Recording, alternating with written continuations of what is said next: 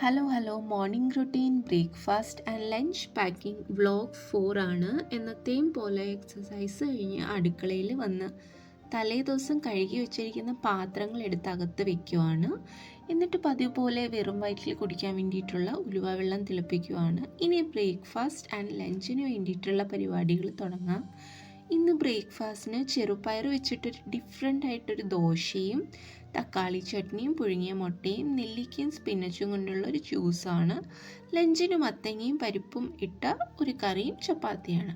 അമ്മ ആദ്യം തന്നെ മത്തങ്ങ കറിക്ക് വേണ്ടിയിട്ടുള്ള പരിപ്പ് കുതിർക്കാൻ വേണ്ടിയിട്ട് ഇടുവാണ്. പരിപ്പ് നന്നായി കഴുകി വെള്ളത്തിലിട്ട് വയ്ക്കാം. നമ്മൾ പരിപ്പുകളൊക്കെ കുറേ സമയം കുതിർത്ത് വെച്ച് വേണം കറികൾ ഉണ്ടാക്കാനായിട്ട് ഉപയോഗിക്കാൻ. ഏകദേശം ഒരു 3/4 മണിക്കൂറെങ്കിലും കുതിർത്ത് വയ്ക്കാറുണ്ട് ഞാൻ. ഇതിൻ്റെ ഗുണം എന്താണെന്ന് വെച്ചാൽ ഡൈജഷനെ ഇത് ഇമ്പ്രൂവ് ആക്കും. അതുപോലെ തന്നെ ന്യൂട്രീഷനൊക്കെ നല്ലതുപോലെ അബ്സോർബ് ചെയ്യാൻ സഹായിക്കും. ചിലരൊക്കെ ഈ പരിപ്പ് കറികളൊക്കെ കൂട്ടിക്കഴിഞ്ഞാൽ അവർക്ക് ഗ്യാസ് ഇഷ്യൂസ് ഉണ്ടാവാറുണ്ട്. അതിൻ്റെ മെയിൻ കാരണം എന്ന് പറയുന്നത് നമ്മൾ ഇതിനെ നന്നായിട്ട് കുതിർത്ത് ഉപയോഗിക്കാത്തത് കൊണ്ടാണ്. മിനിമം ഒരു അരമണിക്കൂറെങ്കിലും കുതിർത്തിട്ട് വേണം ഉപയോഗിക്കാൻ. ചിലരാണെങ്കിൽ 10-15 മിനിറ്റ് ഇത് കുതിർത്തിട്ട് പെട്ടെന്ന് അത് ഉപയോഗിക്കാൻ നോക്കും. അല്ലെങ്കിൽ കുക്കറിൽ വേവിക്കാനുള്ളതല്ലേ, നന്നായിട്ട് വെന്തോളും എന്ന് വിചാരിച്ചിട്ട് പെട്ടെന്ന് സമയം ലാഭിക്കാൻ വേണ്ടി ആളുകൾ ഡയറക്റ്റ് കുക്കറിലിട്ട് ചെയ്യാറുണ്ട്. അങ്ങനെ ചെയ്യാതെ മിനിമം ഒരു അരമണിക്കൂറെങ്കിലും കുതിർത്തിട്ട് ഈ പരിപ്പുകളൊക്കെ ഉപയോഗിക്കാൻ നോക്കണം. ഇനി പരിപ്പ് കറിക്ക് ഇടാൻ വേണ്ടിയിട്ടുള്ള ഈ മത്തങ്ങ തൊലി കളഞ്ഞ് ചെറിയ കഷ്ണങ്ങളായിട്ട് ഞാൻ കട്ട് ചെയ്തെടുക്കുന്നുണ്ട്.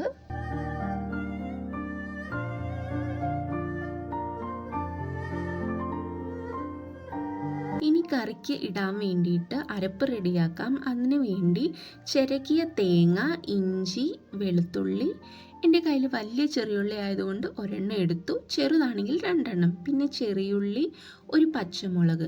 ഞാൻ ലാസ്റ്റ് വറ്റൽമുളക് ഇടുന്നുണ്ട്, അതുകൊണ്ടാണ് ഒരു പച്ചമുളക് എടുത്തത്. ഇതിന് അത്യാവശ്യം നല്ല എരിവുണ്ട്. പിന്നെ കുറച്ച് മഞ്ഞൾപ്പൊടി, ജീരകം, എന്നിട്ട് ഇത് അരയാൻ ആവശ്യമായിട്ടുള്ള വെള്ളവും കൂടെ ആഡ് ചെയ്തിട്ട് നന്നായിട്ട് അരച്ചെടുക്കാം.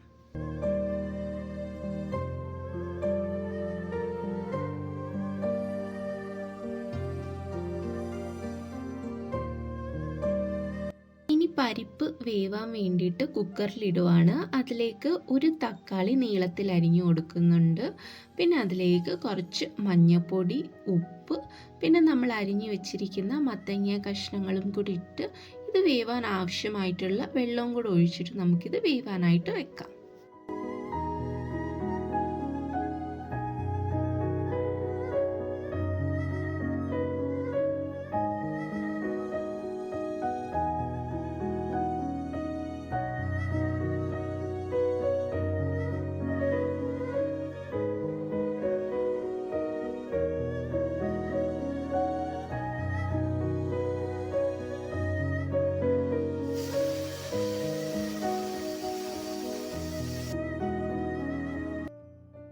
ഞാനിവിടെ തക്കാളി ചട്നിക്ക് വേണ്ടിയിട്ടുള്ള സവാള നീളത്തിൽ അരിയുന്നുണ്ട്.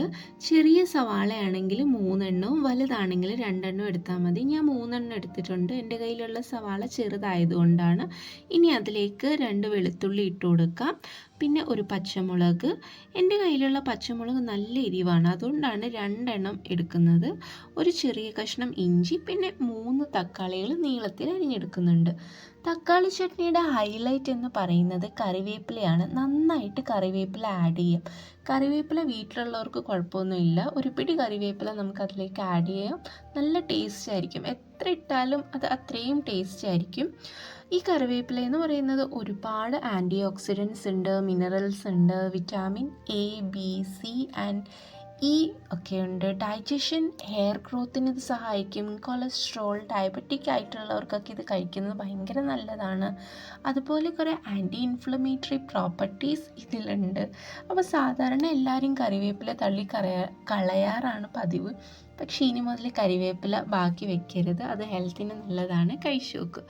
അപ്പോൾ ചട്നിക്ക് വേണ്ടി ഒരു പാനിൽ ഞാൻ എണ്ണ ഒഴിച്ചു കൊടുത്തിട്ടുണ്ട്. ഞാൻ കപ്പലണ്ടി എണ്ണയാണ് എടുത്തിട്ടുള്ളത്. അവരവരുടെ കയ്യിലുള്ള ഏത് എണ്ണയും ഉപയോഗിക്കാം. അതിലേക്ക് ഞാൻ കുറച്ച് കപ്പലണ്ടി ആഡ് ചെയ്ത് കൊടുക്കുന്നുണ്ട്. കപ്പലണ്ടിയും നമ്മുടെ ഡയറ്റിൽ ഉൾപ്പെടുത്തുന്നത് ഭയങ്കര അടിപൊളിയാണ്. അതിൽ പ്രോട്ടീൻ, ഫൈബർ, ഒരുപാട് ഗുഡ് ഫാറ്റ്സ് ഒക്കെ ഉണ്ട്. നമ്മുടെ ഹെൽത്തിന് നല്ലതായിട്ടുള്ള കുറേ ഗുഡ് ഫാറ്റ്സ് ഉണ്ട്. ഒരുപാട് കഴിക്കാൻ പാടില്ല, കുറേശ്ശെ കഴിക്കണം. പിന്നെ അതിനുശേഷം ഞാൻ അരിഞ്ഞു വെച്ചിരിക്കുന്ന ഈ സവാള, തക്കാളി, കരിവേപ്പില എല്ലാം കൂടി ഞാൻ ഇതിലേക്ക് ആഡ് ചെയ്ത് കൊടുക്കുന്നുണ്ട്. എന്നിട്ട് കുറച്ച് ഉപ്പും കൂടി ഇട്ടിട്ട് നന്നായിട്ട് ഇളക്കി കൊടുക്കാം. നമ്മുടെ മത്തങ്ങയും പരിപ്പും ഇവിടെ വെന്ത് വന്നിട്ടുണ്ട്. ഇനി ഇതിലേക്ക് അരച്ച് വെച്ചിരിക്കുന്ന നമ്മുടെ ഈ അരപ്പ് ആഡ് ചെയ്ത് കൊടുക്കണം. എന്നിട്ട് ഞാൻ ആ മിക്സിയുടെ ജാറ് കഴുകിയിട്ട് കുറച്ച് വെള്ളവും കൂടെ ഒഴിച്ച് കൊടുക്കുന്നുണ്ട്. എന്നിട്ട് കുറച്ച് കരിവേപ്പില ആഡ് ചെയ്യാം. ഇത് നന്നായിട്ട് ഇളക്കിയിട്ട് നമുക്കിതിനെ ഒന്ന് തിളപ്പിക്കാം. എന്നിട്ട് ഇതിൽ വെള്ളം വല്ലതും കുറവാണെങ്കിൽ വേണമെങ്കിൽ വെള്ളം ആഡ് ചെയ്ത് കൊടുക്കാം. സൈഡിൽ നമ്മുടെ ചട്നിക്കുള്ളതും വഴണ്ട് വന്നിട്ടുണ്ട്. ഇതിനെ ഒരുപാട് നമുക്ക് വേവിക്കേണ്ട, ജസ്റ്റ് അതൊന്ന് തക്കാളിയും സവാളയൊക്കെ ഒന്ന് വെന്ത് വന്നാൽ മതി. എന്നിട്ട് ഗ്യാസ് ഓഫ് ചെയ്തിട്ട് ആറാൻ വേണ്ടിയിട്ട് വെക്കാം. അപ്പം ഞാൻ കറിക്ക് കടുക് വറുക്കാൻ വേണ്ടിയിട്ട് ഇവിടെ ചെറിയുള്ളി എടുത്തിട്ടുണ്ട്.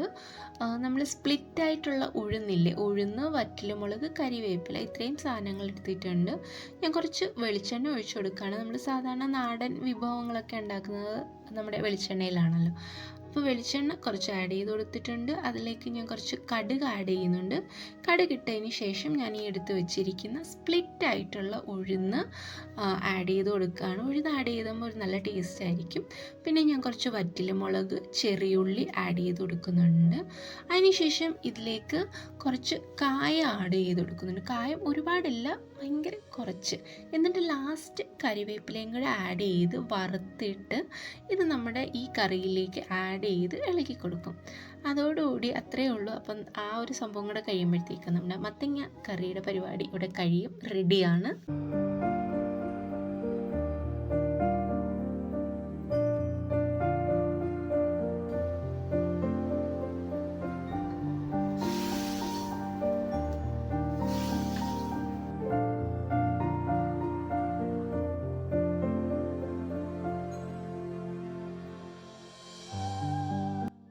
തക്കാളി ചട്നിക്ക് വേണ്ടിയിട്ടുള്ള സാധനങ്ങൾ ഇവിടെ ഞാൻ ഗ്യാസ് ഓഫാക്കി വെച്ചിട്ടുണ്ടായിരുന്നു. അത് ആറി വന്നിട്ടുണ്ട്.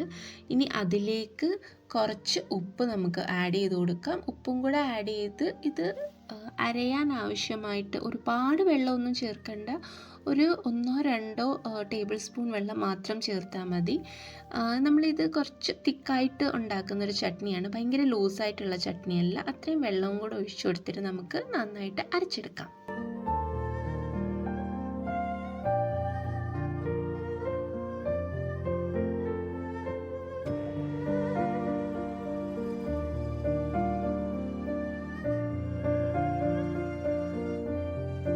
ദോശയുടെ ബാറ്റർ ഉണ്ടാക്കാനായിട്ട് തുടങ്ങാം. അതിന് വേണ്ടിയിട്ട് ഒരു ചെറിയ കപ്പിൽ ചെറുപയർ ഞാൻ തലേ ദിവസം കുതിരാനായിട്ട് ഇട്ടിട്ടുണ്ടായിരുന്നു, ഒരു 2 പേർക്ക് കഴിക്കാനുള്ള ക്വാണ്ടിറ്റി.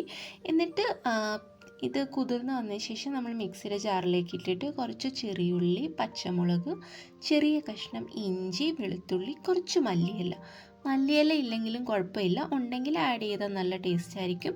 ഇനി ഇതിലേക്ക് കുറച്ച് ജീരകവും മഞ്ഞൾപ്പൊടിയും ഉപ്പും ഇതെല്ലാം കൂടെ ആഡ് ചെയ്തിട്ട് നമുക്കിതിനെ അരച്ചെടുക്കണം.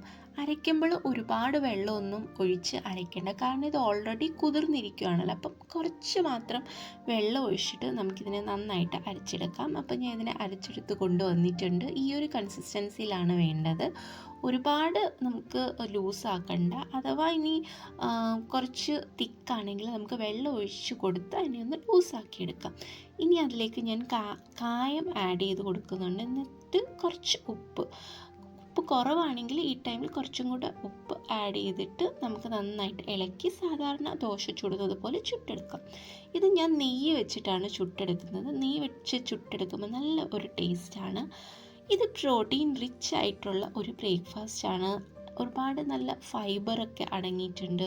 വെയിറ്റ് ലോസിന് നല്ലതാണ്. ഹെൽത്ത് ഇഷ്യൂ ഒക്കെ ഉള്ളവർ, അതായത് കൊളസ്ട്രോൾ, ഡയബറ്റിക് ഒക്കെ ആയിട്ടുള്ളവർക്കൊക്കെ കഴിക്കാൻ പറ്റിയ ഒരു അടിപൊളി ബ്രേക്ക്ഫാസ്റ്റാണ്.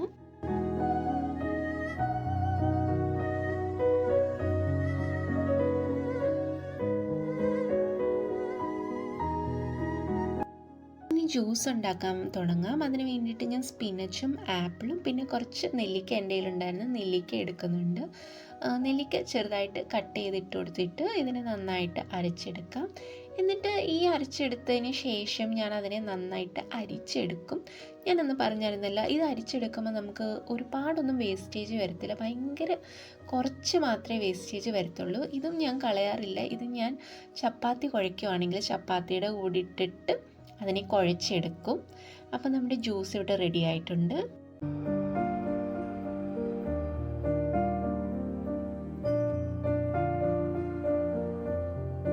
അച്ചുവിന് കൊണ്ടുപോകാനായിട്ടുള്ള ചപ്പാത്തി ഞാൻ ചുട്ടെടുക്കുകയാണ്. ഞാനപ്പം ആ ബാക്കി വന്ന സ്പിനച്ചിൻ്റെ ആ ഒരു മട്ടുണ്ടല്ലോ, അത് വെച്ചിട്ടാണ് ചപ്പാത്തിക്ക് കുഴച്ചെടുത്തിട്ടുള്ളത്.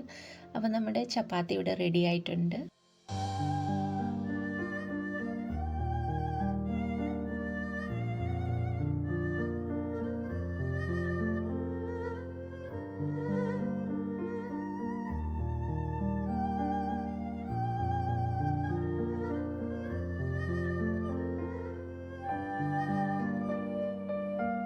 ഇനി ലഞ്ച് പാക്ക് ചെയ്യാനായിട്ട് തുടങ്ങാം. ഞാൻ ചപ്പാത്തിയൊക്കെ കംപ്ലീറ്റ് ആയിട്ട് ചൂടാറിയതിന് ശേഷം മാത്രമേ ഫോയിലിൽ പൊതിയാറുള്ളൂ.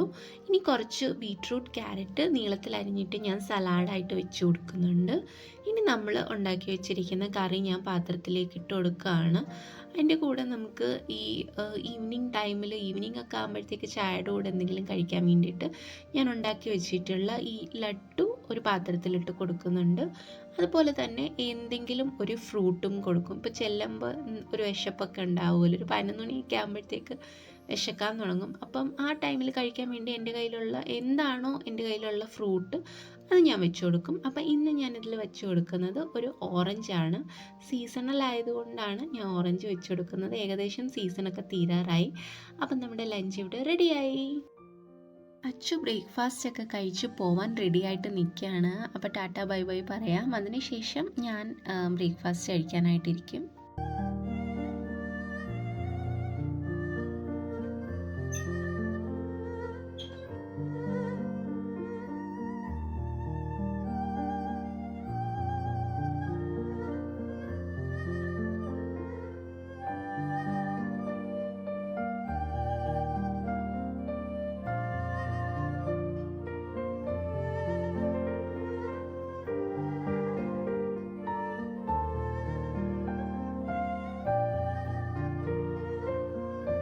രാവിലത്തെ പണിയൊക്കെ കഴിഞ്ഞതിന് ശേഷമുള്ള അടുക്കളയുടെ കോലമാണ്. ഇനി അടുക്കളയൊക്കെ വൃത്തിയാക്കണം, പാത്രങ്ങളൊക്കെ കഴുകണം.